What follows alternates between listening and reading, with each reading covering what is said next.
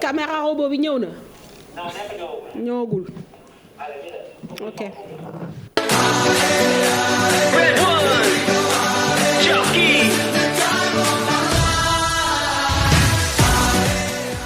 Mesdames, Messieurs, bonsoir. Merci de votre fidélité. Bienvenue dans votre mag Sport à la Une. Ce soir, nous recevons Makhtar Ndiaye, président du CIBAC, le CICAP Basket Club, un club qu'il veut amener au sommet. Lui qui a connu le sommet en recevant la bague de champion NBA 2019 avec les Toronto Raptors. Nous serons ravis de partager avec vous cette histoire tout en parlant de son actualité. Le basket a repris évidemment sur le territoire national avec des contraintes liées au Covid, contexte Covid. Quelles sont les mesures à respecter, les forces en présence aussi bien chez les hommes que chez les dames sur le plan sportif? Nous en parlons également avec Samba Gueye, président de la Ligue de Dakar de basket, vice-président de l'US Ouakam de toutes les sections. Dans cette actualité, Momodou Gueye dit Pabi va conduire l'équipe nationale masculine de basket à la prochaine fenêtre des éliminatoires de Rwanda 2021. Le coach adjoint de Boniface Ndong a déjà sorti une liste élargie de 19 joueurs. Football, Diambar toujours leader en Ligue 1, même si elle a perdu 2 points à domicile contre le Diaraf. Teungueth FC lance sa saison en s'imposant contre Niary Tally. Première victoire pour les deux équipes de Mbour. Un week-end prolifique en but en Ligue 1 avec 17 réalisations. En fin de mag, nous retrouverons Madio Père pour la chronique hippisme. Bienvenue à tous. Cher Tidiane, bonsoir. Bonsoir, mon Fatou, bonsoir à Makhtar, à Samba et bonsoir également aux téléspectateurs qui nous regardent. Bonsoir Samba. Bonsoir mon Fatou, bonsoir cher Tidiane, bonsoir Makhtar et aux téléspectateurs de Sport à la Une. Makhtar, bonsoir. Bonsoir tout le monde, mon Fatou. Bonsoir Diao, bonsoir Samba Gueye. Et bonsoir aux téléspectateurs, particulièrement ceux du côté de la CICAP. Déjà, on sait qu'on va parler alors de la CICAP ce soir. On va commencer avec l'équipe nationale et la fenêtre des éliminatoires. C'est de la responsabilité des parents de choisir la nationalité sportive du jeune. Et ça facilite la tâche après à tout le monde. Sinon après, il faut passer par une procédure administrative, juste administrative, et ensuite aller qualifier le joueur au niveau de la FIBA comme un joueur avec un passeport sénégalais pour qu'il vienne jouer au Sénégal. C'est deux procédures différentes. Maintenant, pour gagner du temps, je pense, j'ai fait une sortie dans un groupe WhatsApp hier où on discutait de ça, où le général manager justement posait des questions sur le traitement des binationaux. J'avais fait un mémo en 2011, lors de l'Afrobasket 2011, sous le président Tandian, qui m'avait aussi invité à joindre la direction technique pour aider à Dossano. On avait laissé un mémo, en tout cas, qui montre toutes les démarches pour qualifier un joueur. Je pense qu'il faut d'abord comprendre la problématique et ensuite mettre une méthode où, non seulement en phase détection, quand le joueur est prêt à jouer en U16, qu'on ne fasse pas la course, qu'on n'essaie pas de ramener que des joueurs binationaux pour juste qu'ils soient sénégalais en U16, mais qu'on fasse quand même le travail avec les parents dès l'instant qu'un parent se signale ou que signale sa volonté à joindre le Sénégal. Parce que d'abord, par expérience, moi je pense que c'est le premier choix des joueurs. Parce que maintenant, ils savent tous que pour aller jouer en équipe nationale des États-Unis, mais c'est super compliqué. Et il n'y a plus de contraintes majeures à être étranger sur certains championnats. Donc c'est des choix qui doivent s'opérer. Mais choisir l'âge, je veux revenir sur la question du choix l'âge. 19 joueurs, à mon avis, comme vous l'avez si bien dit, avec le Covid, c'est à la limite risqué. Réduire l'effectif pour réduire le taux de contamination en interne déjà aurait été un choix très très judicieux. Mais il y a une liste définitive.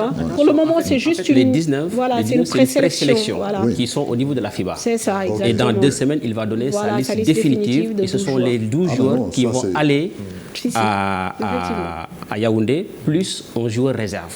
C'est une liste élargie. Là-bas, le danger, c'est de se retrouver, par exemple, avec 6 joueurs, parce que comme Philadelphie en NBA, ils ont eu à jouer un match avec 7 joueurs. Mais sur leur roster en fait, tu as déjà... c'est sur leur roster final. Voilà, mais tu as déjà 24 joueurs.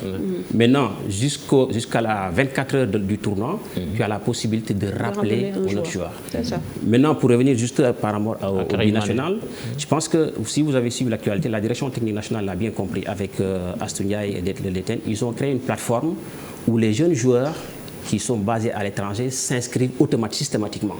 On a eu l'exemple en équipe nationale féminine avec Victorine et l'autre jeune fille, j'ai oublié son nom, qui est en Espagne.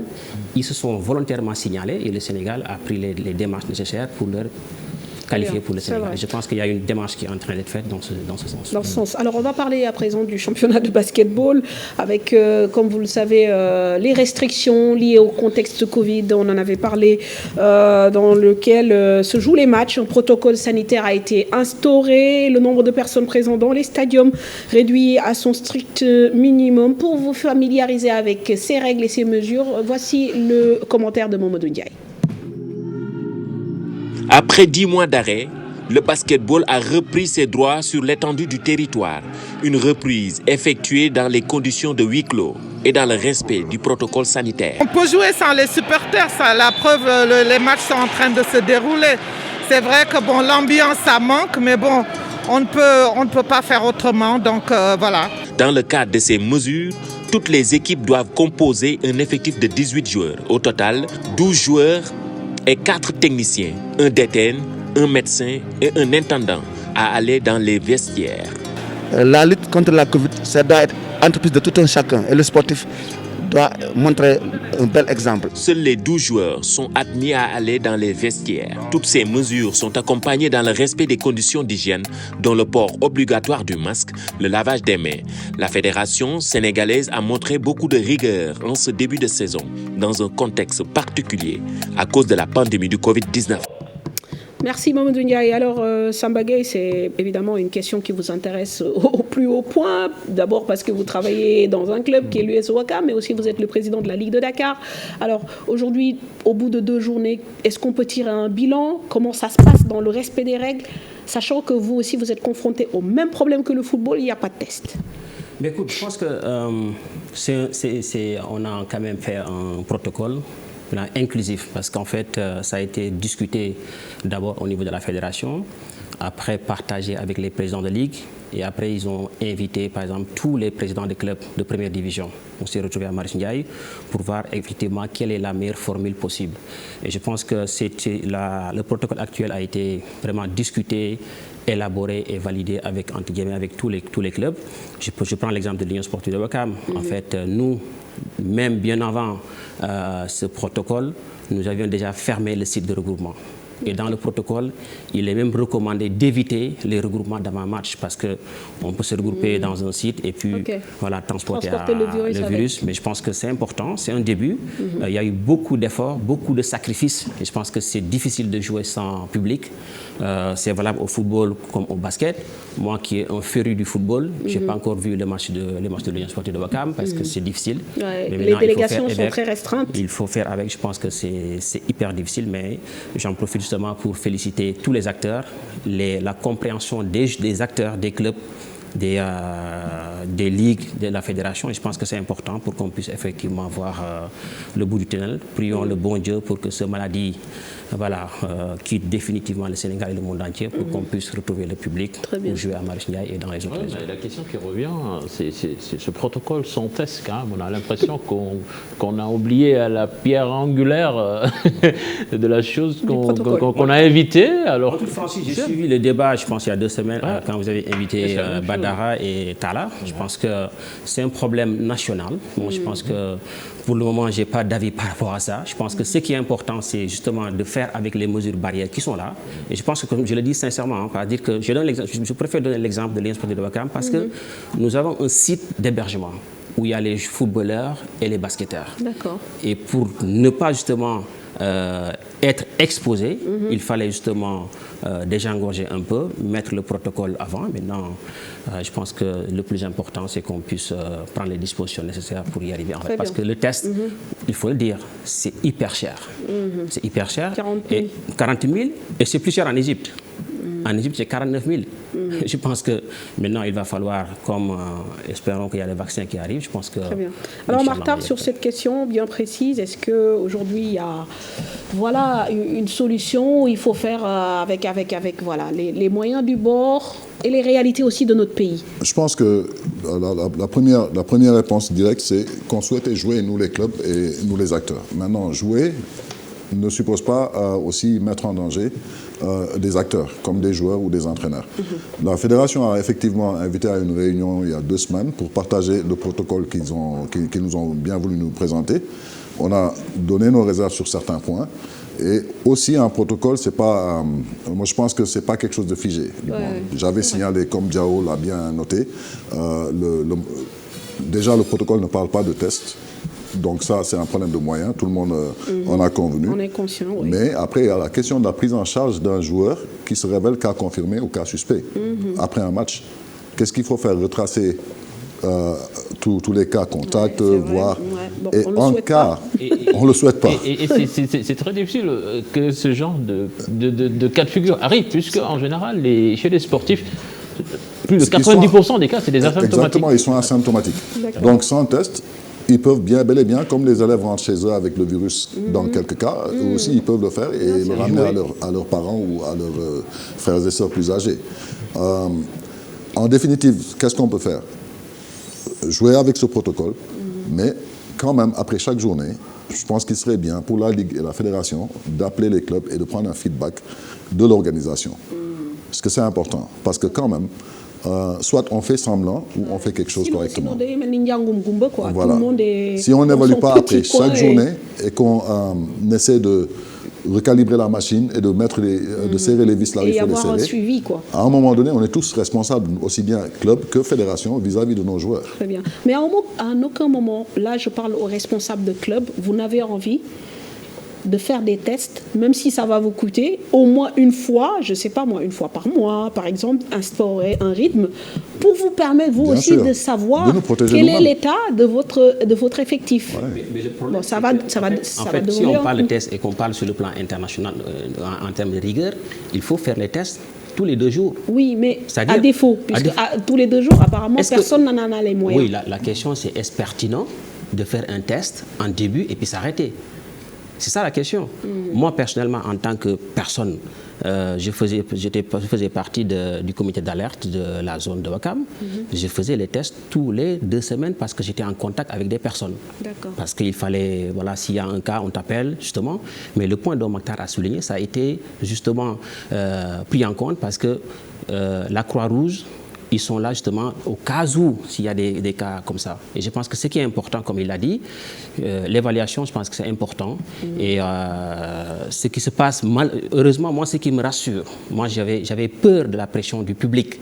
Parce qu'on est resté 10 mois sans jouer et les présidents des clubs ont fait une bonne communication.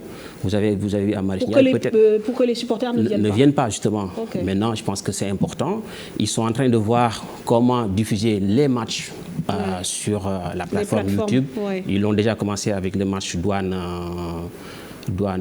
comment dire, Louga. Je pense que c'est important pour qu'on puisse aller dans ce sens, justement pour permettre à ces acteurs qui restent à la maison de pouvoir regarder. Sur ce point rapidement, Mokhtar, bon, je voudrais peut-être rebondir sur l'évaluation, parce que cette dernière journée dimanche, on a joué à 10h30. Je l'ai signalé au président, en tout cas tous les griefs que j'ai retenus contre l'organisation pendant cette journée, je les ai relevés et j'en ai parlé avec le président de la fédération. J'en ai parlé directement avec certains des acteurs qui étaient dans l'organisation durant l'action, mais je pense qu'il faut encore, et une fois de plus, mettre beaucoup plus de rigueur dans tout ce qu'on fait. La rigueur commence par la ponctualité, c'est nécessaire, parce que les gens font le sacrifice aujourd'hui, parce qu'il y a un couvre-feu, parce qu'on est en contexte de Covid, de jouer à 10h30 du matin. C'est pas facile. C'est pas facile, Et quand les gens arrivent et que certaines personnes clés ne sont pas là, c'est difficile. C'est ce qui amène après de petits énervements, ça et là. Mais néanmoins, l'évaluation après chaque journée, elle est nécessaire et elle doit être rigoureuse. Quitte à sanctionner des positions qui sont là, qui ne font pas le job. Je pense que ce n'est pas de la critique ou de vouloir souligner les points négatifs. Mais ça fait partie du job. Il faut ça faire fait partie du job et ça nous important. protège tous. Tout à fait. On n'est plus dans... Bon, on a des gens beaucoup plus âgés que nous dans ce basket qui sont au stade aussi, qui peuvent être exposés. Moi, je le dis au niveau de mon club. On a la chance d'avoir plusieurs terrains. Donc, la petite catégorie n'est pas sur le même terrain d'entraînement que les filles, seniors filles ou les seniors garçons. Mais je rappelle à tout le monde leur devoir de se prémunir. Vous avez vu sur l'élément introductif, les gens se sont salués après le match. Et pourtant, le protocole dit qu'il ne faut pas se donner des poignées de main. Mais vous l'avez bien vu, ce genre de sensibilisation aussi doit accompagner le protocole. Il faut continuer en fait. Aussi bien au niveau club qu'au niveau fédéral. Effectivement. Même dans le protocole, quand même, est-ce qu'on ne devrait pas spécifier que y a une certaine tranche d'âge quand même qui ne devrait pas faire partie du groupe, surtout sur des gens qui cohabitent avec des comorbidités. Quand j'en parle, c'est des gens qui sont dans la fédération, qui sont acteurs. D'accord. Donc, comment on fait avec ces gens-là? Voilà, donc ils seront là. Je pense que s'ils veulent se protéger... Oui, ça me va très rapidement. Non, en fait, ce que je disais, moi, ce protocole, en fait, je pense que nous, présidents des clubs, on a un rôle à jouer. Moi, je l'ai pris, je l'ai imprimé, je l'ai donné à chaque acteur et c'est dans les sites de regroupement. Moi, ce qui m'interpellait le plus, justement, parce que nous les clubs, on se regroupe, on joue 24 matchs, on se regroupe 24 matchs. Mais je pense que là, le fait de communiquer, ça va nous aider. Et je pense que, entre guillemets, c'est même économie d'argent parce que moi, j'ai plaidé pour que les joueurs se retrouvent justement sur le site, on joue et puis chacun rentre chez lui. Et je pense qu'on va y arriver. Et c'est en communiquant entre nous, entre clubs, je pense que c'est important. Je pense que, surtout quand tu regardes ce qui se passe, c'est un début. Mais la mère organisatrice, quand même, c'est la fédération. Donc, c'est à elle aussi de travailler pour que cette communication puisse être accessible à tous. Alors, on va parler du terrain, oui. Avant ça, je pense que, quand même, on joue à huis clos. On sait l'économie de nos clubs de basket actuellement. Est-ce que vous en sortez? Est-ce que vous pouvez aller au bout, surtout dans la gestion des charges, dans ce contexte de restriction? Mais ça, rien n'a changé. C'est une question, c'est vrai, qui est très pertinente d'ailleurs, parce que Samba a évoqué la question de transmission, la question qui, par ricochet, il y a un débat. Hier, on a reçu un communiqué, je pense, du chargé de communication de la fédération. En fait Matar, moi je vais dire une chose, c'est-à-dire que, vous savez... Je peux terminer? Non, allez-y. Non, okay. En fait, je ne veux pas qu'on rentre dans un débat fédération-club. C'est-à-dire que... Non, je vais absolument pas. dans ces genres de choses. Moi, je vais dire... Non, mais c'est important que chacun donne son point de vue. C'est bon. Absolument pas. Allons-y. Je ne suis pas dans la logique de parler... Et puis, je peux parler de plein droit en tant que président de club, en tant qu'acteur, de tous les problèmes que l'on rencontre. Tout à fait. Et aussi, je peux dire que tout ce qui ne relève pas de nos textes doit être discuté ensemble. C'est un consensus. Donc, quand je parlais de la question de revenus que vous avez évoquée, il n'y en a pas, il n'y en a jamais eu. Je pense que quand on gagne tous les trophées en jeu au Sénégal en tant que club, on ne s'en sort pas avec la moitié du budget avec lequel on fonctionne. Ce n'est pas ce qu'on récolte. Là, bien sûr. On ne récolte même pas le tiers. Samba, tu peux le confirmer. Un basket amateur. C'est un basket amateur. Donc, dans un basket amateur aujourd'hui, comme vous dites, je pense que rien ne change. Qu'il y ait des supporters, qu'il n'y ait pas de supporters. Au contraire, ça, nous, présidents de club, le fait qu'il n'y ait pas de supporters, c'est une petite économie dans nos poches parce que c'est nous qui payons des fois le petit quart pour ou des t-shirts, ça dépend des situations, pour ces supporters qui reviennent au stade. Maintenant, l'autre débat, c'est justement comment faire pour que ce sport génère des revenus et que les clubs s'en sortent. Très bien. Mais quel est le point sur lequel apparemment Samba n'a pas envie que Non, en fait c'est ça. C'est-à-dire que, bon, c'est pourquoi je ne voulais pas en parler parce que je ne suis pas chargé de la fédération. En fait, il a réagi naturellement parce que une personne lambda, Samba Gueye, rentre dans le stade, il filme le match, il le met sur Facebook. Que devrons-nous faire? Tu l'arrêtes, mais après tu es obligé de communiquer. De s'arrêter, discuter avec les clubs, discuter avec les personnes qui filment, on en connaît, pour voir quelle est la meilleure formule possible pour faire transmettre les matchs. Parce qu'on n'est pas encore dans une dynamique de dire niet. C'est justement de s'asseoir, voir quelle est la meilleure formule possible. Est-ce que Ouakam Sibac est un match attractif? Si c'est oui, on divulgue. Et je pense que c'était juste ça mon Très bien, mais par rapport aux revenus, c'est vrai qu'aujourd'hui, travailler dans ces conditions, sachant que bon, c'est le président qui met la main à la poche, est-ce qu'il n'y a pas une possibilité quand même pour la fédération? Pour certains clubs. Pour la plupart des clubs. Moi, je donne l'exemple de l'Union sportive de Ouakam. J'aime bien donner cet exemple parce que c'est une équipe... C'est le milieu que vous connaissez le mieux. Non. C'est le club que vous connaissez le mieux. C'est un club organisé. En début d'année, on a des budgets. On fait voter par la collectivité, on veut voter par le club, on perd des joueurs, on en rachète. J'ai acheté un joueur chez Maktar va acheter un autre joueur. Et je pense que c'est ça qui rend le basket attractif. Et ce qui est important dans ce sujet, c'est-à-dire que oui, on va y arriver peut-être. Tu sais, la fédération actuellement, ce qu'elle fait. Moi, je pense que l'année dernière, la fédération a subventionné tous les déplacements de Ouakam dans les régions. Quand je pars à Saint-Louis, Ouakam me donne le carburant. La fédération. La fédération. Oui. Et ça n'existe pas au football. Ça n'existe pas dans l'autre discipline. Oui. C'est vrai que, et quand tu fais le calcul de ce montant sur le plan, sur une année normale, sur le plan annuel, c'est énormément d'argent. Tout à fait. Je ne le dis pas pour défendre. Hein. Non, mais le CIBAC a bénéficié aussi de ce genre de subvention. Mais quand il le dit comme ça, il faut que l'information aussi soit complète pour les téléspectateurs. Quand moi je voyage vers Saint-Louis, je prends un bus, je loue un bus à 150 000 francs, je reçois de la fédération quelque chose comme 90 000 francs. 98 000. 98 000, ok, sur 150 000. Mais quand j'arrive à Saint-Louis, je loge mes joueurs, je loue un endroit, C'est logique, ça fait partie du...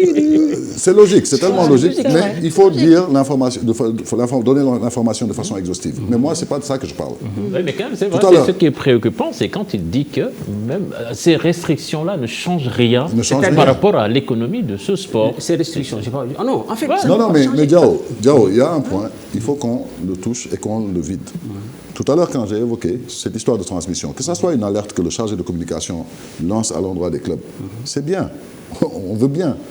Quand un club prend le soin de se doter de moyens parce qu'il est en région, de diffuser son match, la fédération peut dire oui, monsieur, il faut le faire dans telle norme et telle norme et telle norme. Mais cette norme n'existe pas. Je peux donner un exemple. Il y a une réflexion, laisse-moi terminer. Il y a une réflexion en amont qui n'a pas été faite. Maintenant, quand le communiqué, moi je ne parle pas du fond du communiqué, mais même sur la forme, quand le chargé de communication de la fédération va avec un concept qu'il ne maîtrise pas vers les clubs et vers l'opinion en disant que les droits de retransmission appartiennent exclusivement à la fédération, là il y a un problème. Il faut qu'on s'arrête aussi.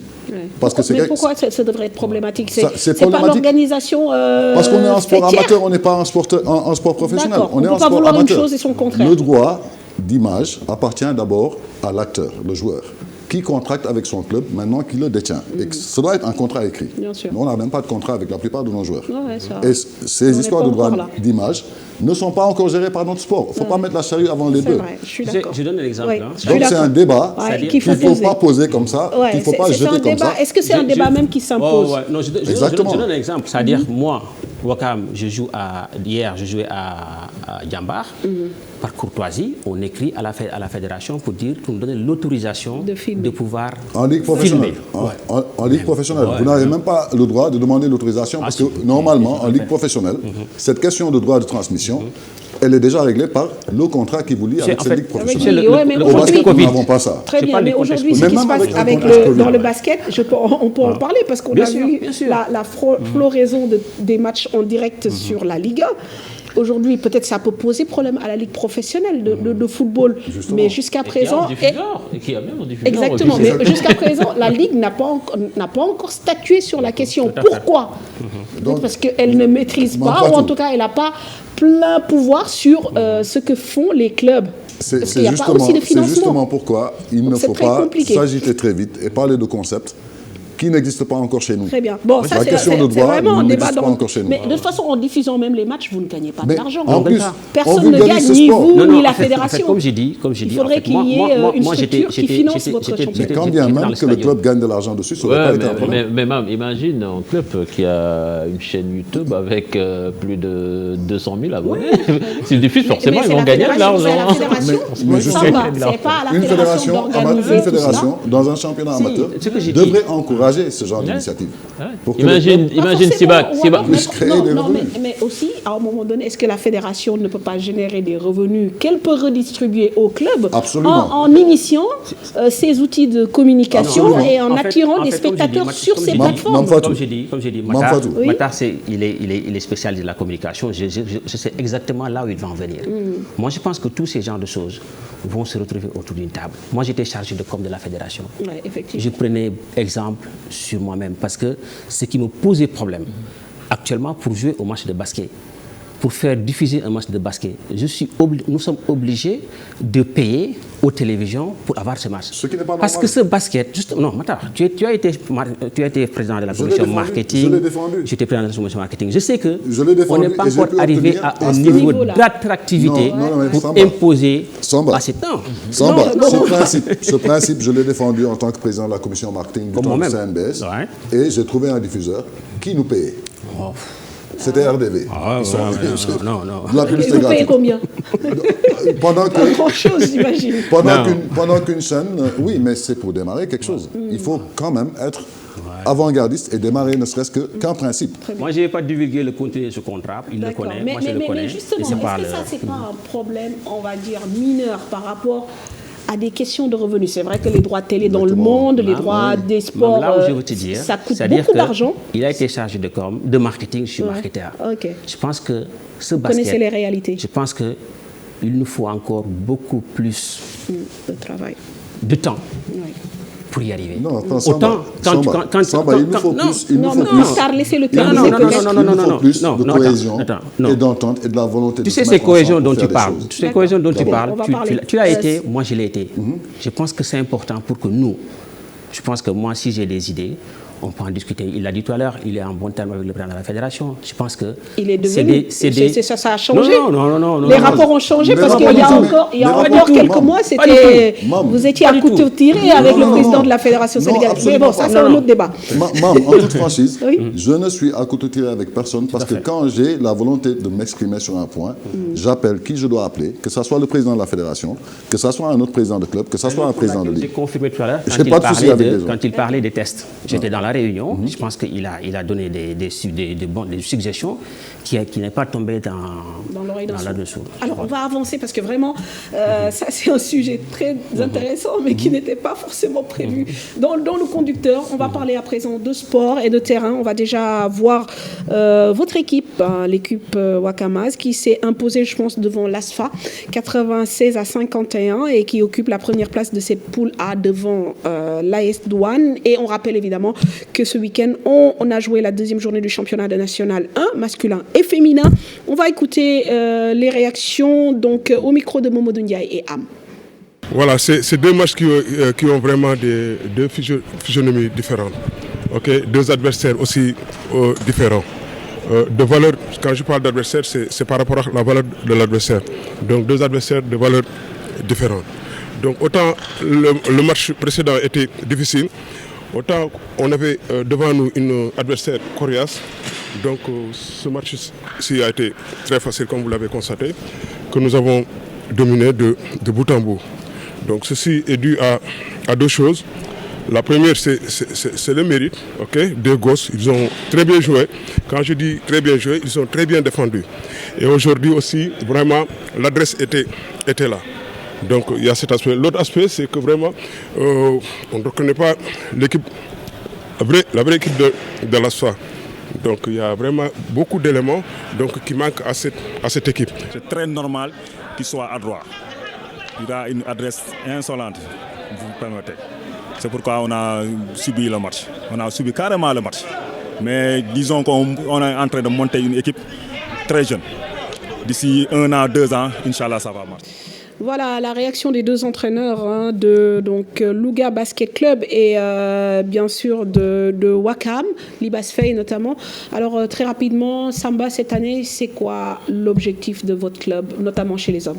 Ben, je pense que Louis Wakam, nous sommes dans le Big Four, je pense, depuis 6 ans. On joue chaque année, on est en demi-finale. Maintenant, malheureusement, on a devant nous la Douane et le Dakar University Club. Ouais. Cette année, nous avons une équipe jeune parce qu'on a perdu, j'en profite pour le féliciter et le remercier pour sa disponibilité. On a perdu notre capitaine qui est parti à l'AS Villa Dakar après 7 saisons. Maintenant, le coach, Libas, on le connaît, il aime recruter. Cette année, on a recruté plus de 11 joueurs. Oui. Voilà, donc actuellement, il est en train de former une jeune équipe. Et je pense que voilà, l'objectif, comme vous le dites, nous sommes là pour justement jouer les grands rôles. Okay. Ça va être difficile. On a la Douane devant, on a le Dakar University Club qui a fait un excellent recrutement avec le retour de Tchernonia et du roi Moustapha Diop. Mais je pense que c'est un championnat ouvert. Cette année, on a vu beaucoup de très bonnes équipes. Je pense qu'ils avaient faim parce qu'ils sont restés 10 mois sans jouer. Vous avez vu, les poules actuellement, c'est serré. Il n'y a que Wakam et Douane qui ont eu 2 victoires. Le Sibac s'est réveillé, il a gagné à Mermoz. Et je pense que ça va être un championnat hyper disputé. Et prions le bon Dieu pour que ça puisse arriver à terme. Et j'en profite justement pour féliciter le coach Libas, qui n'est plus un coach, c'est un dirigeant de l'Union sportive de Wakam, reconnu par son dynamisme, par son implication pour le développement du basket. Et sa longévité aussi, machallah. L'AS Douane, donc, qui loge aussi dans la poule A, vous l'avez rappelé, et les Gablous se sont imposés non sans mal devant Louga Basket Club, 58-51. Et donc, le Sibac de Makhtar Ndiaye a obtenu sa première victoire contre Mermoz, 50-49. Nous y reviendrons, bien sûr, dans quelques instants. Dans la poule B, seul le Dakar Université Club, dont parlait tout de suite Samba Gueye, a réussi à enchaîner une seconde victoire, s'imposant devant la ville de Dakar, 70-67. Du côté des dames, c'est l'ASFO qui bat la Jeanne d'Arc de Dakar, 59-50, et remonte à la 2e place du groupe B, là également. Nous allons écouter le coach de l'ASFO. On fait trop de pertes de balles. À un moment donné, on a joué à l'envers. Parce que quand tu mènes au score, il faut savoir garder la balle. Donc à un moment donné, on a mélangé vitesse et précipitation. Bon, cette année, on s'est fixé comme objectif d'être dans les 5 premiers. Vous l'aurez rectifié de vous-même, il s'agit bien sûr du coach de la GIA, Dame Diouf, défait. Et rappelez que dans la poule A, Saint-Louis Basket Club s'impose largement devant Mbour, 75-47, et conforte sa première place. De son côté, l'AS Ville de Dakar a fait son entrée en lice dans ce championnat en battant CEMT 84-47. Alors, on va parler des forces un peu en présence cette année. Vous suivez le basket forcément. Côté homme, donc vous pensez que c'est Dakar University Club, l'US Ouakam, et vous allez vous présenter en embuscade. On parlera du Sibac plus tard. Et côté filles, est-ce que l'US Ouakam aura son mot à dire? Malheureusement, nous sommes encore en 2e division, parce que Ouakam est en 2e division. Je pense que voilà, on a encore du travail pour pouvoir revenir en National 1.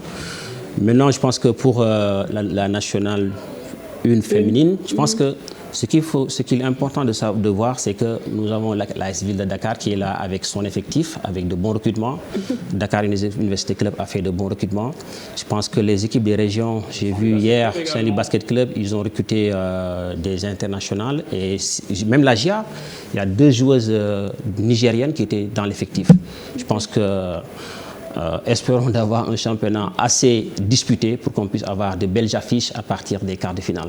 Mais je pense que Dakar University Club, Duc, mais vous avez vu l'ASFO aussi, une équipe jeune avec la même ossature depuis quelques années. Je pense qu'ils seront là, Inch'Allah. Alors, Makhtar, un petit mot peut-être sur la formation aujourd'hui dans notre basket, parce que j'entends souvent les anciens, entre guillemets, dire qu'avant, le niveau de basket, la qualité du basket proposé était meilleure. Vous qui êtes sur le terrain et qui vous frottez à ce basket depuis quelque temps, est-ce que vous avez l'impression que notre basket, au plan local, progresse?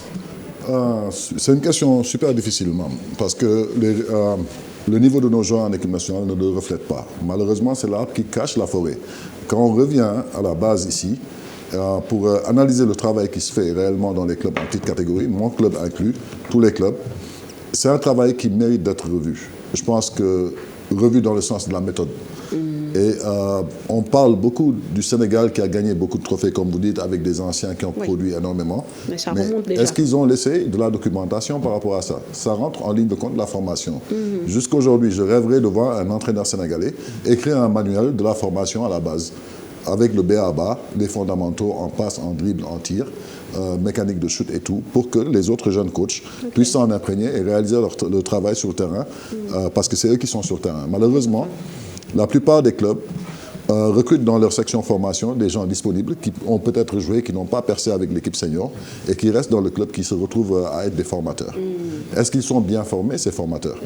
Je vois l'effort que la FIBA met partout dans nos pays maintenant pour imposer à toutes nos fédérations nationales le FIBA Young Coach, le curriculum du FIBA Young Coach, qui est un très bon curriculum, mais chaque pays a son identité sportive.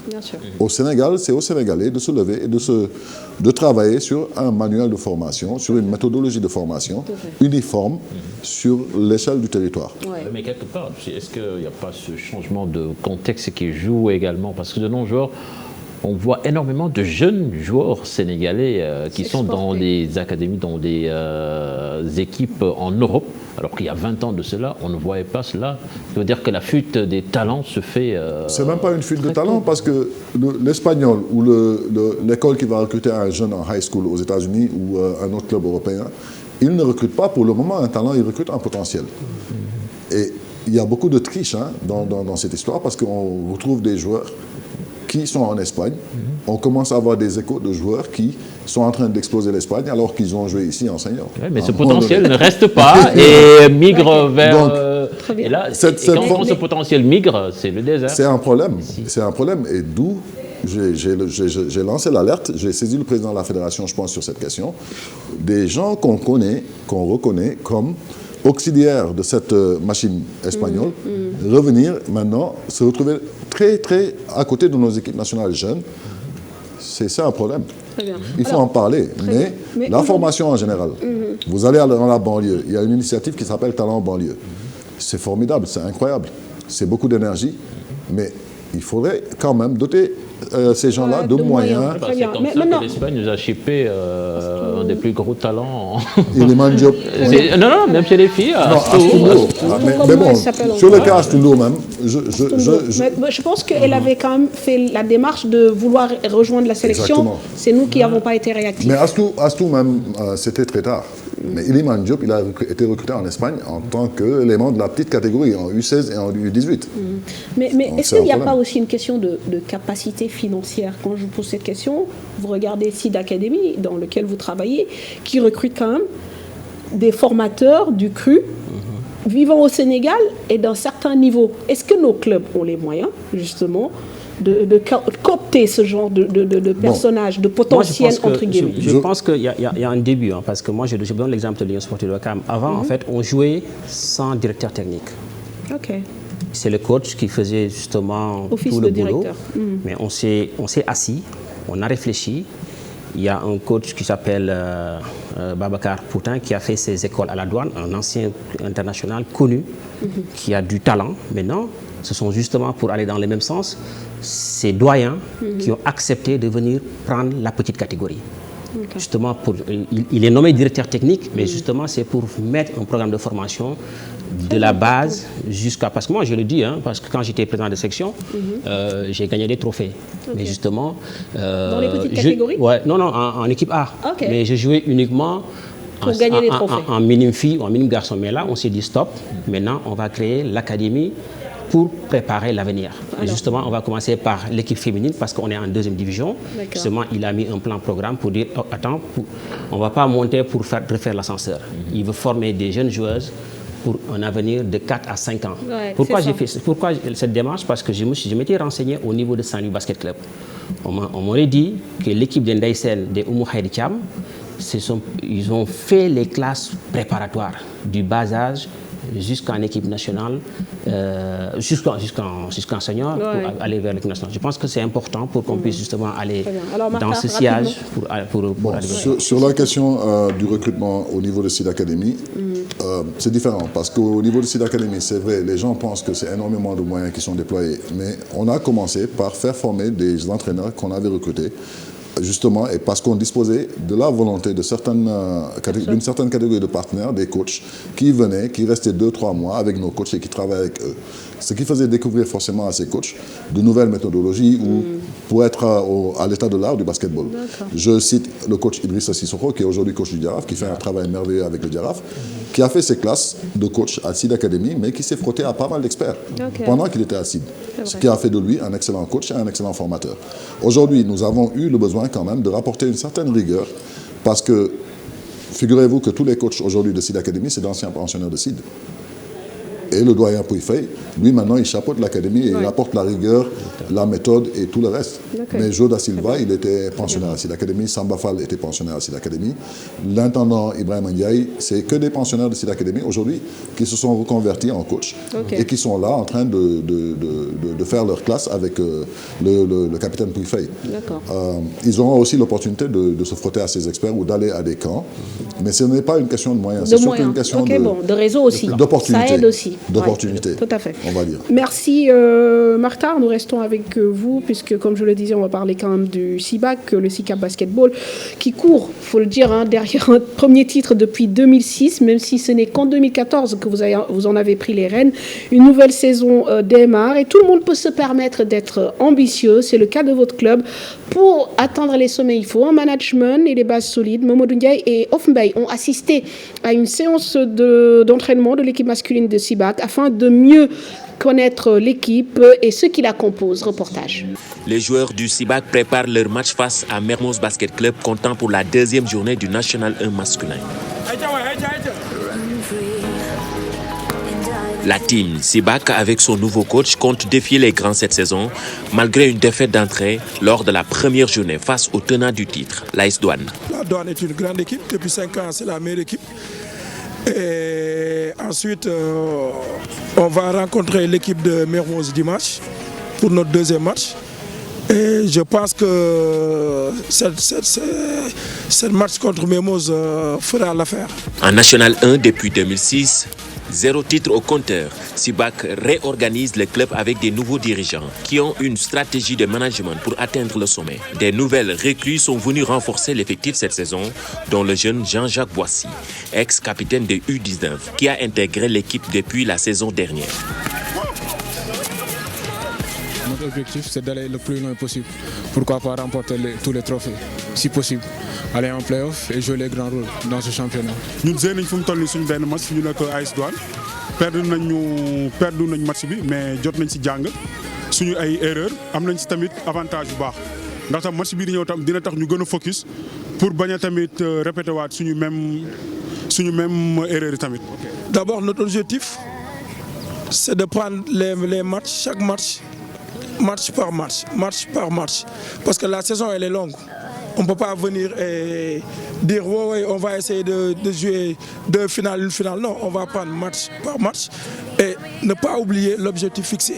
Pour la deuxième journée du National 1, les hommes de El Hadj Diakhaté ont battu le Mermoz Basket Club dans les ultimes secondes du match, 50-49.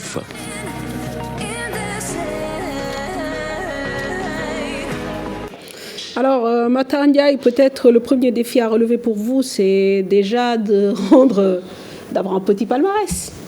On a heureusement, fort heureusement, comme Samba Gaye disait, par rapport à son club historique, de refaire l'historique un peu c'est important, surtout en petite catégorie.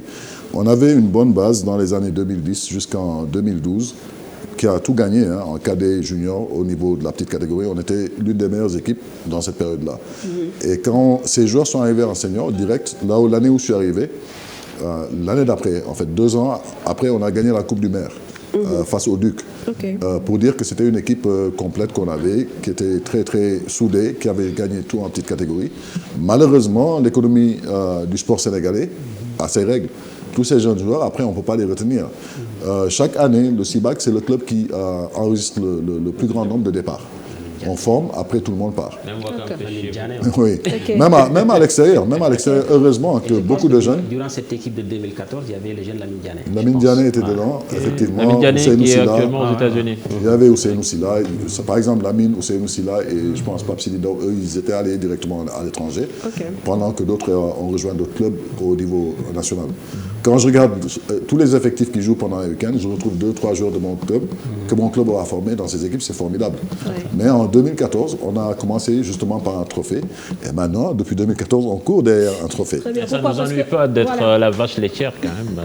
Non, mais forcément. Surtout pour garder votre effectif. Maintenant, justement, on est à la phase maintenant de consolidation de ça. On a compris qu'on n'a pas les moyens de garder nos joueurs, il fallait aller les chercher. On s'est endormi à attendre la subvention de la SICAP et ça, je vais les nommer parce que c'est comme ça que cette société s'appelle, qui nous doit depuis 2012 une subvention de 10 millions par an qui n'est jamais tombée depuis lors. tous les directeurs successivement, on les a saisis jusqu'au dernier, M. Cassé, pour leur dire, bon, écoutez, notre subvention... Ils disent que c'est dur, que les temps sont durs pour eux aussi. SICAP, ça ne semble pas être une entreprise qui tire la langue. Justement, mais bon, quand un directeur général vous dit, je vais essayer de voir ce que je peux faire, après, on ne peut faire qu'attendre. Parce que, par principe... Pas 50% de la subvention de 10 millions, petit geste, quoi. Zéro. Zéro. Après... La difficulté, c'est de vilipender ou d'aller... On ne peut pas porter en justice quelqu'un qui vous fait un don. D'accord, oui. C'est quand même une subvention. C'est clair. Et pourtant, il y a un protocole et un contrat qui existent. Malheureusement, voilà, c'est là où on en est, bien qu'on a rencontré même récemment encore le directeur général de la SICAP, qui a encore promis de faire des efforts, mais on attend toujours. Donc c'est un appel que vous lancez, mais en dehors de cette subvention, justement, quand on s'est dit que maintenant, ça nous retombait directement dessus, c'était le salaire de 2-3 personnes qui tenaient le club, on est allé recruter. Par contre, au lieu de recruter les joueurs, on est allé cette année recruter des dirigeants. Et on se retrouve avec une situation où on a vraiment des gens qui savent aider et qui peuvent aider, qui sont derrière des compagnies, qui vont mettre la main à la pâte. Et on attend... Vous avez trouvé des mécènes en gros. On a trouvé et des mécènes et un bon sponsor. Parce qu'on a le projet de la nouvelle infrastructure. Un bon sponsor, c'est le BRT. Je parle du BRT. Qui va nous mettre un bijou pour remplacer nos terrains. Donc le directeur du CETUD s'est engagé, au-delà de l'enveloppe qu'il devait restituer au club pour mettre en place l'infrastructure telle qu'elle était, que dans le cadre de responsabilité sociale, qu'ils allaient rallonger pour qu'on ait plus d'équipements. Parce que le projet, on a voulu profiter pour avoir un espace qui puisse permettre au club de gagner, d'avoir des revenus supplémentaires par une buvette, par un bon tapis de fitness avec du matériel de musculation outdoor pour les riverains, un terrain de basket, un espace de détente et au-delà de ça, une infirmerie sportive, parce que c'est un problème. Et si chaque fois que je mets mon doigt sur les textes ou sur les règlements, les gens rient. Mais figurez-vous qu'au Sénégal, la charte du sport interdit la pratique du sport s'il n'y a pas un médecin ou un soignant sur le terrain. Aucun de nos clubs, aucune de nos communautés ne respecte ce genre de règles. Moi, maintenant, je veux quand même être au nombre. J'ai vu un médecin de l'équipe adverse se soigner un jour blessé. Ça m'arrive à moi, ce genre de situation m'arrive à moi. C'est dommage, mais est-ce que ça ne reflète tout simplement pas un problème de moyens et c'est un problème de mentalité, Mme Fatou. Parce que si tout le monde se mettait à penser dans le sens où ceci est nécessaire, qu'il fallait qu'on le fasse, parce que les gens le font dans d'autres situations, dans là où ils travaillent comme professionnels, que chacun, moi c'est ce que j'ai dit hier par exemple au stade, c'était un coup de gueule, je m'en suis excusé après, mais il ne faudrait pas que les gens dévalorisent ce qu'on est en train de faire. Parce que quand on se réveille un dimanche matin, à 7 h, parce que notre équipe joue, on traverse la ville, on n'a pas pris de petit déjeuner, on est en train de répondre au téléphone tout le temps, il n'y a pas ceci, une boîte de masques, la pharmacie est fermée, on arrive au stade, les jeunes sont dans les conditions de jouer, ok, on joue. Après, quand il y a des petits commentaires ou des petits couacs, quand il y a un excès de zèle qui ramène certaines frustrations ou bien quand on voit des situations vraiment qu'on doit dépasser, là on est automatiquement dans l'état de dire, écoutez, c'est ce que j'ai dit hier. Est-ce que vous ne ramenez pas finalement trop à contre-courant Non, ce n'est pas ramener à contre-courant, Mme Fatou. J'essaie de pousser en tout cas. Là où, partout où je peux faire une bonne suggestion en passant, je la ferai. Alors, on va parler justement de ce que vous essayez de faire dans le contexte donc SICAP, dans votre quartier, voilà, comment aider aussi les jeunes, parce qu'à ce niveau-là aussi, je pense qu'il y a un travail qui est en train d'être fait par votre club, le CIBAC, et aussi par vous-même. C'est vraiment hors sport, mais c'est aussi pour montrer l'état d'esprit dans le basket, c'est important. Avec cette réhabilitation de terrain de l'école de Liberté A, c'est un des projets que vous portez pour aider aussi les activités scolaires de la jeunesse sicapoise. Et à ce propos, on va écouter M. Sissoko, qui est le directeur de l'école. Bon, je suis venu ici en 2017. Quand je suis venu en 2017, j'ai trouvé la collaboration entre Liberté 6A et CIBAC. Je l'ai trouvé sur place. Dans un premier temps, ils ont réglé le problème des toilettes. Parce que j'ai trouvé les toilettes impraticables à mon arrivée. Bon, il y avait une contribution volontaire qu'ils avaient souscrite ici au niveau du quartier. Le CIBAC avait donné sa participation. Maintenant, après, la collaboration a continué. Chaque année, en début d'année, le président vient avec son équipe me demander quels sont mes problèmes. L'année dernière, ils ont contribué à hauteur de 100 000 francs pour régler la cantine scolaire les mardis et les jeudis. Ils sont venus me voir pour réparer le terrain, parce que le terrain est dans un état actuellement défectueux. Maintenant, ils ont amené des ingénieurs, ils sont venus, ils ont pris les mesures et autres. Alors, Martar, c'est important pour vous de vous impliquer dans la collectivité. Je sais que aussi, quelqu'un comme Martar Ndiaye, que nous saluons au passage, manager de l'équipe nationale, je pense que vous êtes dans la même zone. Dans la même zone, dans le même métier, dans beaucoup de choses communes et le même nom. Et vous travaillez beaucoup pour, on va dire, entre guillemets, l'essor de vos quartiers, absolument, de votre ville. En fait, mon engagement dans cette association, on parle de basket, on parle de gagner le titre, on parle de championnat, mais mon engagement n'était pas là. Mon engagement était tout simplement d'un point de vue communautaire, comment développer avec les outils qu'on a notre communauté. Il serait formidable que tous les jeunes de cette école terminent basketteur, mais ce n'est pas possible. Ils devront choisir un métier, ils devront être encadrés. Et tout notre souhait, c'est d'en faire des citoyens modèles qui vont pour relever des défis et qui pourront refaire la même chose pour leur quartier. Cette école, c'était un grand pincement de cœur quand je suis arrivé durant l'hivernage avec quelques personnes du quartier aussi qui sont dans le sport, particulièrement que coach Amadou Dieng, que je salue au passage, qui est le président du comité de gestion de l'école. Il a carrément lancé un cri de détresse pour dire que cette école-là, les classes ne sont pas carrelées, il y a du sable, il n'y a pas de peinture, il n'y a rien. On est allé voir et on a essayé de mobiliser des ressources humaines et des ressources financières pour aider. On a pu finalement carreler toutes les salles de classe, les 12 salles de classe, repeindre l'intérieur et l'extérieur avec beaucoup de bonne volonté des SICAP, des personnes, des jeunes, des anciens, qui ont mis la main à la poche pour que ce cadre devienne quelque chose d'autre. Maintenant, on s'est engagé juste après à refaire le terrain de basket.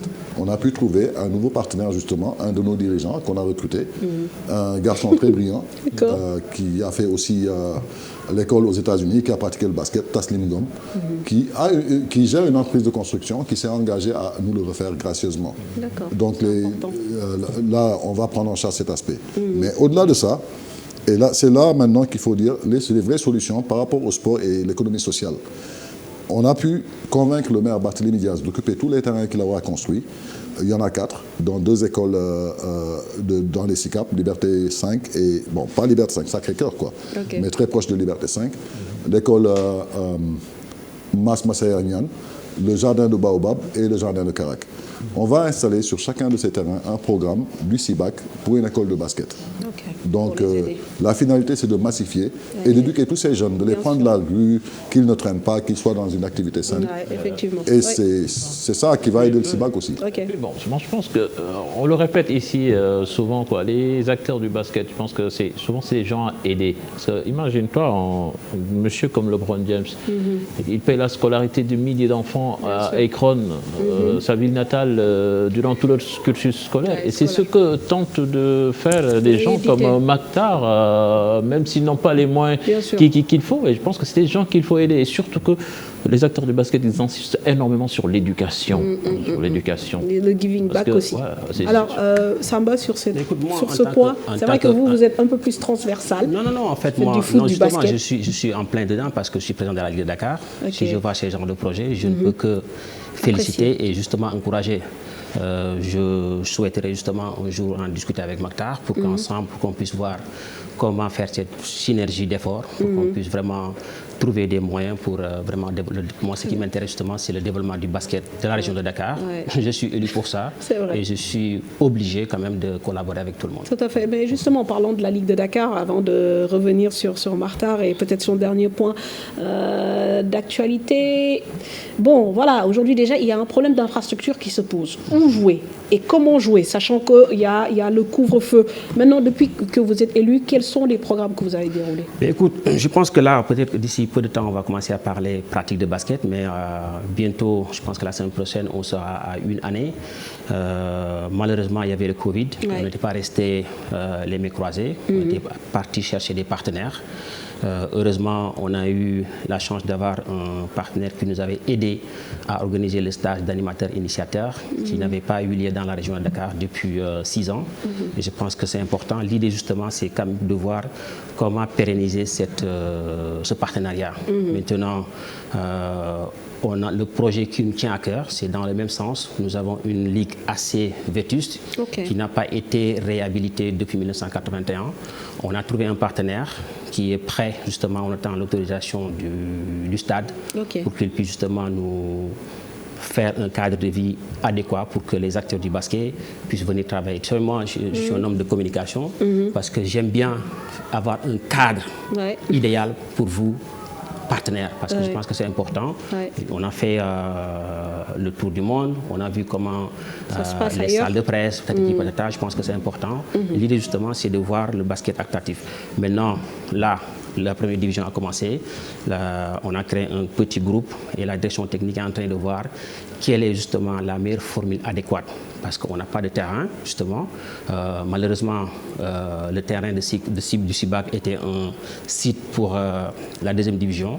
Ils sont en train de répertorier les sites adéquats pour qu'on puisse avoir, justement, entre guillemets, respecter le protocole avant de rencontrer les clubs de deuxième division. Moi, j'ai une équipe de deuxième division, il en a. Moi, je le dis haut et fort, il est hors de question qu'on joue à Wakam parce que c'est des terrains vagues. Il faut trouver un cadre idéal. Très bien, pour faire les le directeur technique adjoint, Raoul Toupane, est en train de travailler sur ce projet. Et je pense que c'est une activité fédérale. Et je pense que c'est important pour qu'on puisse, ensemble, trouver les moyens nécessaires pour ça. Maintenant, après, il y a la petite catégorie. La pandémie est là. Il y a beaucoup de travail à ce niveau. Les pédales un peu, mais justement accentuer la formation parce que d'ici la semaine prochaine, normalement, on va commencer le stage des arbitres au niveau des départements parce qu'il en manque. Je pense que la petite catégorie, c'est 600 à 700 matchs. Il faut des arbitres pour chaque département pour qu'on puisse y arriver. Mais je pense qu'il faut... C'est tout un programme. Voilà, tout un programme. Maintenant, est-ce que vous avez les moyens un peu qui va vous supporter ou d'où est-ce que vous trouvez vos... On a le partenaire historique qui est la mairie de Dakar.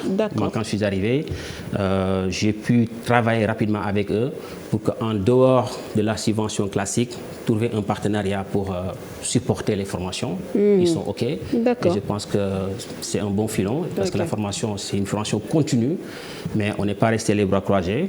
Bon, on aura des sponsors. Justement, ce que je voudrais justement, c'est trouver un sponsor spécifique pour la petite catégorie.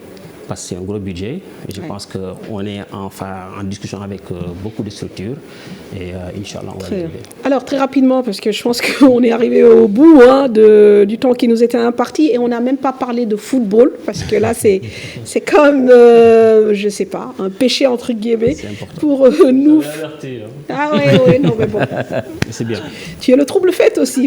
Alors, Maktar, si nous avons aussi plaisir à vous inviter, c'est pour parler aussi de cette bague de champion NBA, puisque je pense que vous êtes le premier Sénégalais à en recevoir une, alors que vous n'êtes ni entraîneur ni joueur. Comment est-ce possible? Racontez-nous. En tout cas, c'est toute une histoire, cette bague. Et voilà. J'espère que vous allez pouvoir résumer un peu. On va résumer.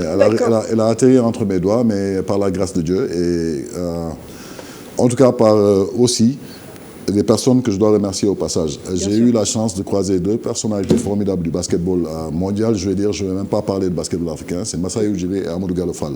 Amadou Gallo Fall, le premier, qui m'aura même introduit à Massaï. Parce qu'Amadou a été un mentor pour Massaï et aujourd'hui Massaï est un mentor pour moi. Amadou a tiré du haut Massaï qu'il a rencontré ici en 1997 quand il jouait avec l'équipe nationale du Nigeria. Ils ont fait beaucoup de choses ensemble et ils en parlent sans complexe, tous les deux. Massaï, c'est le manager des Raptors. C'est le président, c'est le président de l'équipe. Les Raptors, on a la particularité d'avoir un président, ensuite un general manager. Parce qu'il fallait que... D'autres, on ne pouvait pas assumer la fonction de président. Il a laissé tous les pouvoirs à Massaï. Donc, ce qui fait aujourd'hui que l'aventure Seed Academy que j'ai commencé avec Gallo en 2005-2006, c'est là que je vous ai rencontré la première fois. Je pense que le premier camp que j'ai organisé au Sénégal, c'est là que j'ai rencontré Mam Fatou qui était à Nostalgie en son temps. Oui, vous avez raison. Oui, avec Sagana Diop. Donc, au fil du temps, j'ai eu l'opportunité de développer une certaine expertise dans ce basketball de haut niveau. Une expertise qui est très considérable, qui est très considérée parce que ce n'est pas sur le terrain justement, c'est en dehors du terrain et que c'est nous qui permettons à tous les personnels d'équipe en tout cas dans le cadre du recrutement, d'avoir des informations viables sur les territoires qui nous sont confiés d'abord, de pouvoir venir sur ces territoires et faire un travail organisé avec des structures ou des fédérations nationales ou avec des équipes. C'est en général les camps qu'on organise un peu partout. Donc je suis la personne qui coordonne tous ces camps pour l'équipe de Toronto Raptors avec Masai et aussi pour la NBA avec le Basketball Zabores qu'on a organisé ici. Ça se rapproche du scouting? C'est du scouting parce qu'on organise un camp justement pour évaluer le niveau de talent. Mais maintenant, le secret, entre guillemets, c'est de pouvoir mettre en place un camp où on a forcément l'élite du pays en 4-5 jours à évaluer. Et surtout quand on sait qu'une des clés de cette victoire de Toronto vient de l'Afrique, du Cameroun. Absolument. Voilà. C'est même pas que du Cameroun, du Congo avec Serge Ibaka, du Nigeria avec Masai, du Sénégal avec moi, de l'Afrique du Sud avec Patrick Engelbrecht, qui est le directeur du scouting. Pas que le sportif, en fait. C'est 11 personnes, en fait. 11 Africains qui sont dans le management des Raptors, entre joueurs et managers. Et c'est une équipe voilà, qui a cette identité africaine, qui a pu, en tout cas, arriver à ce sacre en 2019. D'accord. Maintenant, la philosophie étant, comme j'ai dit, de toujours travailler dans l'ombre de ces géants comme Amadou Fall et Masai, pour préparer le terrain, mettre en place des choses qui nous sont confiées dans les règles de l'art. Et c'est d'où la difficulté quand on vient travailler en Afrique. On est africain, mais on sait qu'il y aura toujours un truc de dernière minute ou un détail qui peut tout fausser. Et c'est là qu'on est, ces petits génies-là qui savent régler ce genre de problème. On a, récemment, en 2019, on a accueilli le Basketball Zabores, qui est le plus grand camp de la NBA. J'ai sans peine aucune, pu être au milieu de toute la coordination. Et voilà. Et c'est une forme, vous vous attendiez à recevoir cette bague ou je m'y attendais vous saviez que vous allez la recevoir? Oui, depuis 2016, je suis dans le staff de l'équipe. Je connais au jour le jour la dynamique de l'équipe, la philosophie de l'équipe. On construit les choses ensemble.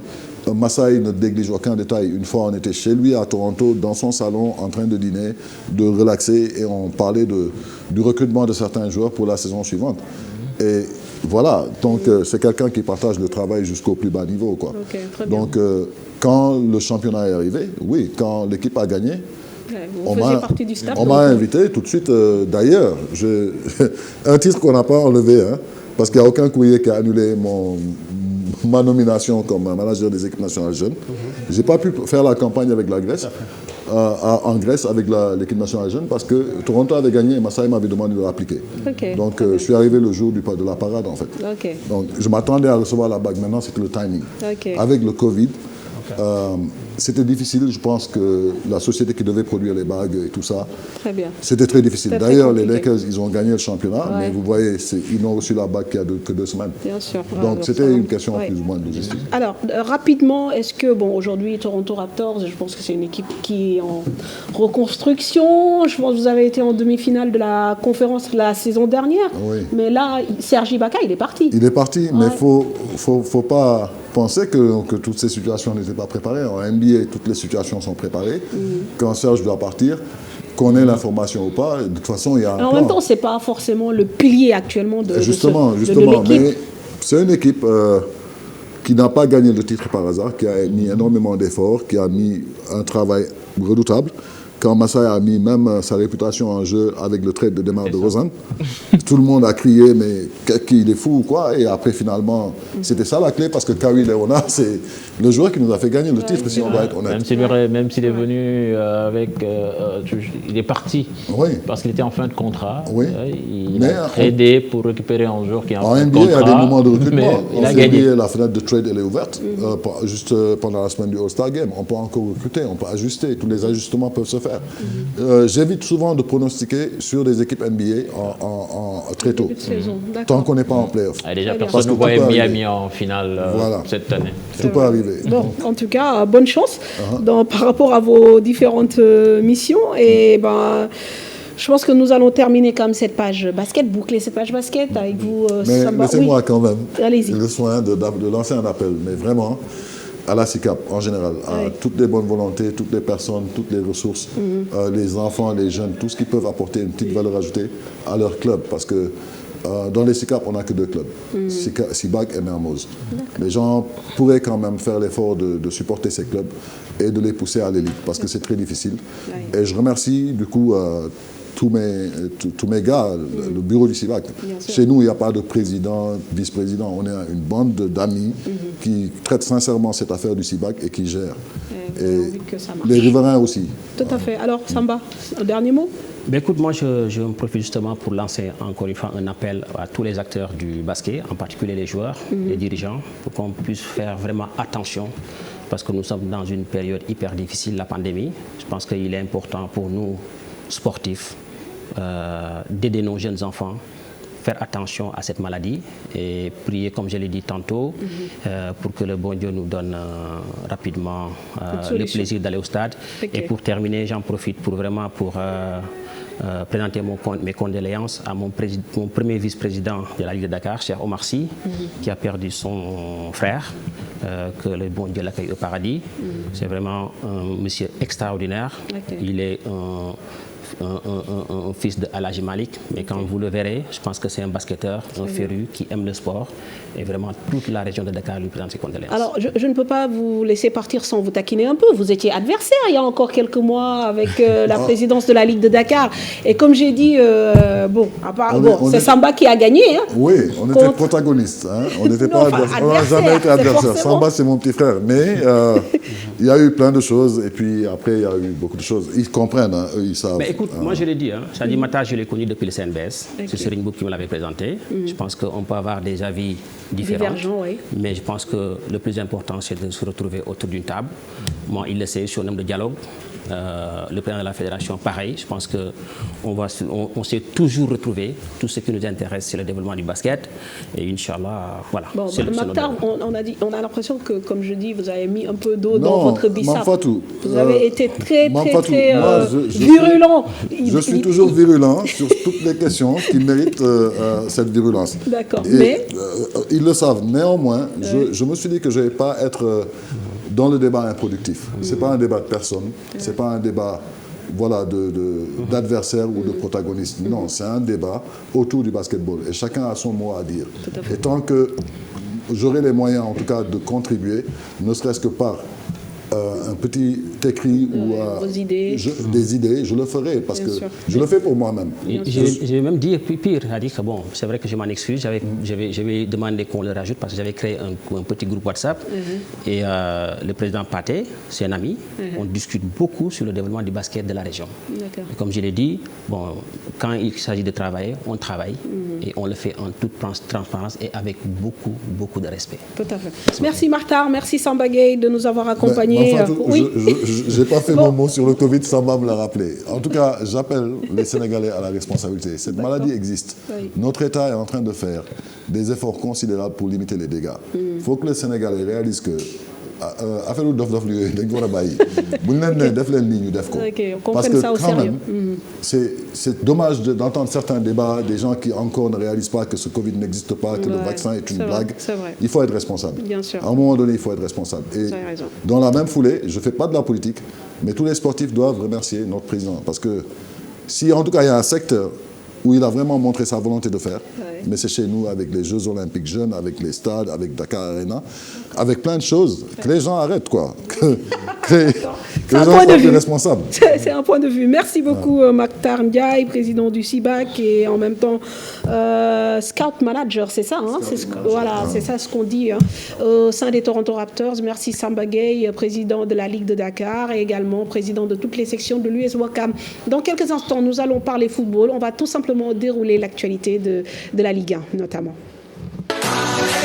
Voilà, ñu dalal Madio Père mais Madio balaa ñu lay bàyyi nga dugg ci sa actualité ñun aussi il faut que ñu continuer tey moom le basket nous a pris beaucoup de temps mais il y a quand même l'actualité du foot bien sûr qu'on n'oublie pas avec cette Ligue 1 où Diambar conserve sa place de leader en championnat malgré 2 points perdus à domicile devant le Jaraaf de Dakar. C'est l'équipe de la Médina qui ouvre le score à la 25e minute grâce à Amirou Kanté. Donc des images que nous pouvons découvrir grâce à Diambar TV et ça remet en scène rappelle, cher Tidiane, le débat dont on parlait tout à l'heure. Aujourd'hui, les équipes professionnelles trouvent le moyen de rendre visibles leurs activités. Et bien sûr, donc, l'égalisation des académiciens de Diambar à la 49e minute par Djibril Mbow. Donc, c'est un match très attendu entre le Diambar et Jaraaf. Et donc, score final, 1 but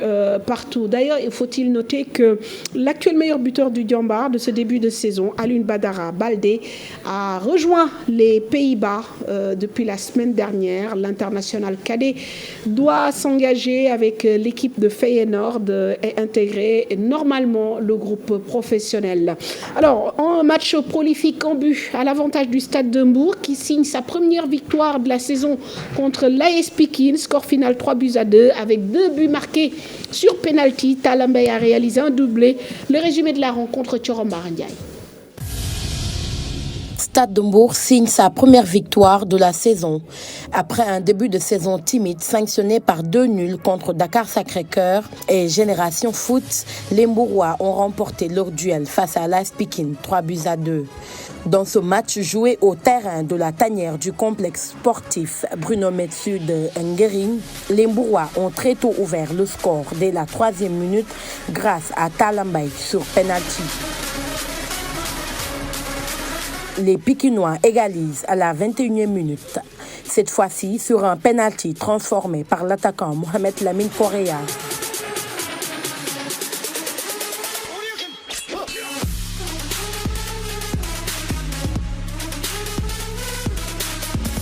Avant la pause, le Stade de Mbour multiplie les occasions et réussit à reprendre l'avantage grâce à un autre but inscrit par Massiré Sané à la 48e minute. 5 minutes plus tard, Talambay réalise le doublé pour les stadistes et donne la victoire aux siens.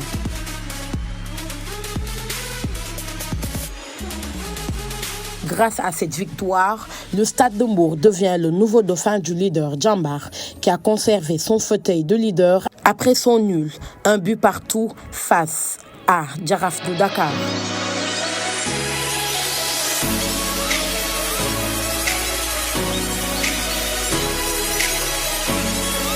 On continue à dérouler l'actualité de ce football avec 3 autres matchs. Dakar Sacré-Cœur qui prend le dessus sur Génération Foot. Un seul but aura suffi au bonheur de l'équipe des académiciens. Les Gabelous n'y arrivent pas et subissent une seconde défaite d'affilée, battue cette fois-ci par Mbour Petite Côte 2-0. Mbour Petite Côte dont c'est la première victoire cette saison. Teungueth FC lance lui aussi son exercice 2020-2021 et vainc le CIE indien en s'imposant contre Nyari Tali, une équipe que les Rufisquois n'avaient jamais réussi à battre. Score final 2-1, Habib Faye. Teungueth FC décroche son premier succès de la saison. Les hommes de Youssouf Dabo ont battu de justesse Nyari Tali, score 2-1. Les Rufisquois ouvrent le score par l'intermédiaire de Djibril Silla avant que Papis Bodian égalise 1 but partout.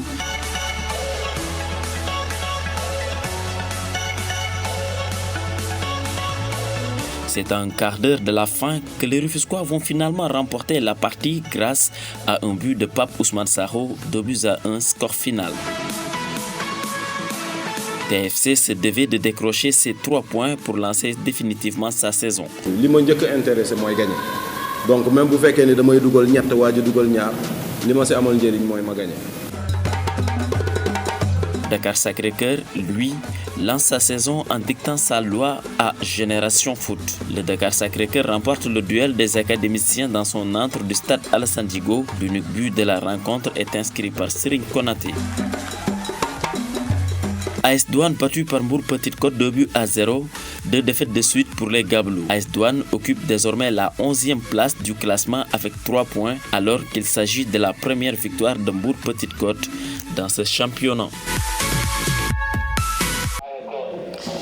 Voilà pour le résumé de ces 3 matchs et toujours pas de victoire pour l'US Gorée ni le Casa Sport. Les 2 équipes se sont quittées hier au stade de Mbao sur un score de parité, score d'1 but partout. Ce sont les insulaires qui ouvrent en première période le score donc avec Serigne Mokhtar Koité.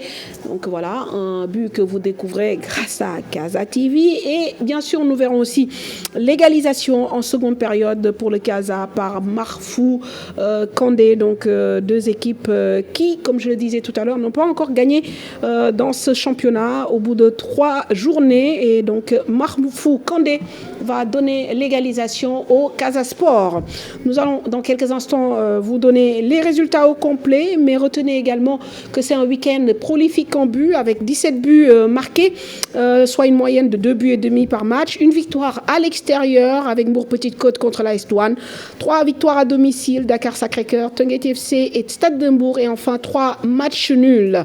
Alors les résultats au complet: Djambar Jaraaf 1 partout. Le Mbour Petite Côte s'impose devant l'AS Douanes 2-0. Dakar Sacré-Cœur bat Génération Foot 1-0. Teungueth FC bat Niary Tally 2-1.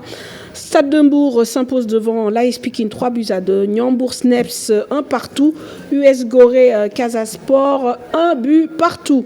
Et au classement, nous retrouvons donc le leader. Il s'agit bien sûr de Djambar qui est donc à la première place de ce classement. Et Stade de Mbour 2e avec 5 points. L'AS Pikine 3e avec 4 points. Et en bas de tableau, nous retrouvons le Sneps Excellence avec 2 points et l'US Gorée 1 point. Je pense que nous avons fait le tour pour le football. Nous allons parler quand même du tournoi du CHAN. Désolé, Madiop, il y a encore ce foot africain qui nous intéresse avec donc les équipes locales des nations qui se retrouvent malgré donc le début de la pandémie. Le championnat d'Afrique fait figure de test pour le Cameroun qui doit accueillir dans un an la reine des compétitions africaines senior, la CAN senior. Le Cameroun a battu le Zimbabwe 1-0 en match d'ouverture et la RD Congo a remporté le derby face au Congo-Brazza.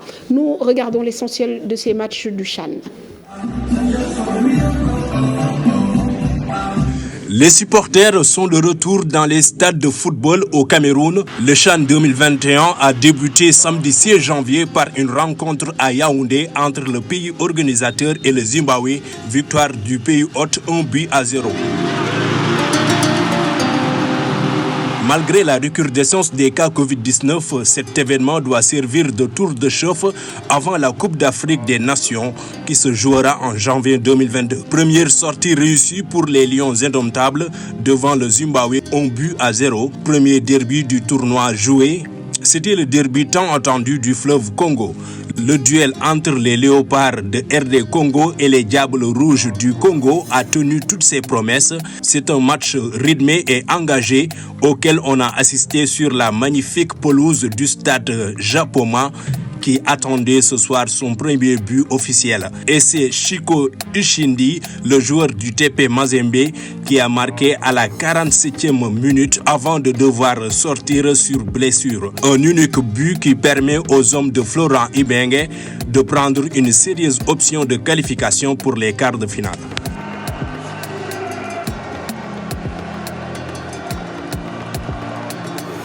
Après les succès du Paris Saint-Germain et de Lille, Lyon devait battre Metz pour rester leader, mais surpris sur sa pelouse par Metz 1-0. Les Lyonnais se retrouvent à la 3e place de Ligue 1 avec 40 points. En Série A, l'Inter a sérieusement crédibilisé ses ambitions de détrôner enfin la Juventus Turin. Non-éple champion d'Italie en titre en dominant les Bianconeri 2-0 dimanche à San Siro dans le choc de la 18e journée. Naples aussi a pour sa part profité des faux pas de la Juve mais aussi de la Roma, étrié vendredi par Lazio 3-0 et l'Athletic Bergame freiné par le Renoir 0-0 partout. Naples Koulibaly est revenu alors à la 3e place après son succès face à la Fiorentina 6-0. En Premier League, Manchester United a bien défendu sa place de leader dimanche en tenant en respect le champion en titre Liverpool de Sadio Mané 0-0 partout, mais voit Manchester City vainqueur de Crystal Palace 2-0 revenir sur ses talons. En Espagne, Barça surpris par Bilbao en finale de Supercoupe d'Espagne. Athletic Bilbao a remporté sa 3e Supercoupe d'Espagne au détriment du FC Barcelone dimanche soir à Séville après prolongation. Après une année blanche, la saison dernière, le FC Barcelone n'a pas été assez solide en finale de la Supercoupe devant Bilbao, mais fut exclu pour un très vilain geste. Son double n'a pas permis au FC Barcelone de remporter la finale.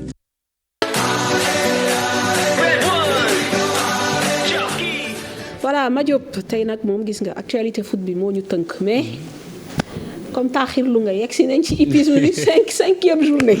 5e journée ma Fatou nuyu naa la nuyu Cheikh Tidiane Diaw nuyu téléspectateurs yi nga xamante ni ñoo ni seetaan yëpp ñi nga amoon démb ci dimanche bi foofu ci hippodrome Ndiomou Codou Diop 5e journée mu nekkoon journée boo xam si ne journée bu ubbeeku la woon bëri woon tëkkale lool ci fas yi nga xamante ni moo nekk naaru góor yi ndaxte ki nga xamante ni moo gis moo nekkoon ilimaanu fas yooyu waaye nag ki nga xamante ni mooy duma yéen bi mu ñëwee nag démb nee na ko nag defal ne jottaleel ma tuuti man tamit ma jiite waat ilimaan ji tuuti ñu seetaan course boobu te ñëwaat ci biir plateau bi. gaa yi jëkk nañu gaa yi jóg nañu naaru góor yi nekk noonu 7 partants lañ war a daw ci distance 2200 mètres gaa yi jóg nañu duma yéen ñëw na duma yéen ñëw na duma yéen ñëw na duma yéen ñëw na duma yéen Alpha ñëw na ci kanam moo nekk numéro 4 bi moo génn duma yéen ñëw Alpha moo nekk 3e position duma yéen ak ki nga xamante ni tool fa kàlla macha allah mooy Auguste. duma yéen Auguste duma yéen moo ne ci kanam Auguste moo ci topp ma Diop Alpha da ngi ci biir ma Diop Dardas da ngi ci biir ma Diop tey lii daal la ilaha illallah duma yéen a ngi yokk distance waaye Fall da koo banque dafa toog ci ay biir nga ma Diop. duma yéen Auguste ma Diop Dardas gasu wàllo bu tàngee lay daw waaye façon di Masor moom it ñëw na waaye ma Diop façon di Alpha ñëw na ci teewaayu Papito ak Sidi Ndaw ak Alaaji Ndiaye. ma Diop duma yéen ba léegi moo nekk ci peloton bi ma Diop Dardas ñëw na kanam Auguste ñëw na ma Diop Daaru Sam ñëw na ma Diop. duma yéen dawal nañ duma yéen Alaaji Ndiaye duma yéen Alaaji Ndiaye duma yéen Lamine Diop duma yéen Sidi Ndaw duma yéen Omar Bao Gardas ñëw na Medina ñëw na Alpha ñëw na la ilaha illallah Medina ñëw na Medina dawal nañu Medina ma Diop dawal nañu Medina dawal nañu Medina ma Diop dawal nañu Medina dawal nañu Medina ma Diop dawal nañu Medina Medina duma yéen Medina duma yéen Medina duma yéen nekk nañu benn fas Medina duma yéen nekk nañu benn fas Medina duma yéen nekk nañu benn fas Medina duma yéen nekk nañu benn fas ay waay duma yéen nii ay waay duma yéen nii ay waay duma yéen nii ay waay duma yéen nii ay waay duma yéen nii ay waay duma yéen nii ay waay duma yéen nii ay waay duma yéen nii ma Diop duma yéen nii ma Diop duma yéen ñëw na ma Diop duma yéen ñëw na attention des 6 attention des 6 ma Diop duma yéen duma yéen duma yéen duma yéen duma yéen duma yéen duma yéen la ilaha illallah duma yéen. Je tire mon chapeau à Gadiaga et j'incite les autres maa ngi ñaan ñeneen ñi nañu xool ci geste boobu mu def lu am solo la c'est assez significatif man j'ai été franchement séduit li mu def daf ma fi mu ma àgg yàlla rek a xam. On va vers des lendemains assez brillants maanaam ñu ngi jëm ci journée yoo xam ne jàpp nañ ni rawante yu neex dina am parce que li ñu gis nii tey Auguste ku ne yaakaaroon na ni forme bi mu daan wane bala ka fas di raw dina xaw a yàgg mais tey bouleversé nañu hiérarchie bi mu jël 3e xëy na encore une fois niñ ko dawale mën na am ni moo tax mu perte peut-être une 2e place boo xam ne waroon na ko mën a garder mais nag gaa ñëpp a liggéey. gaa ñëpp a liggéey encore une fois ñu ngi félicité ñëpp. Souleymane Diagne nga gis jàngat bi nga xamante ni moom la ñu jàngalee 5 journées yi nga xamante ni moom la ñu am waaye nag dañuy dem ci foofu nga xamante ni mooy box yi nag soo ko gisee ci la fas yi jëlee départ mu nekk loo xam si ne fan yi day xaw a indi ay problème ndaxte am na fas yoo xam si ne dañ ciy dugg yii box tijjeeku yii bañ a tijjeeku loolu nag nekk loo xam si ne problème de technique la ndaxte ñëw nañ ci yàgg dañ fi nañ fi 10 ans.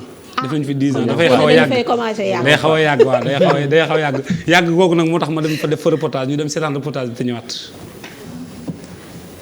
tuuti jóg loolu lépp nag seetaan sport à la une mbokk yi nag maa ngi fii nga xamante ni mooy box yi fii li ngeen gis sama ginnaaw nag mooy box yi fii la fas yi jóge fii toit fakala macha allah mooy wane départ tey nag dama bëgg a jël interview laaj box yi nan lay doxe toit fakala macha allah ak fas yi.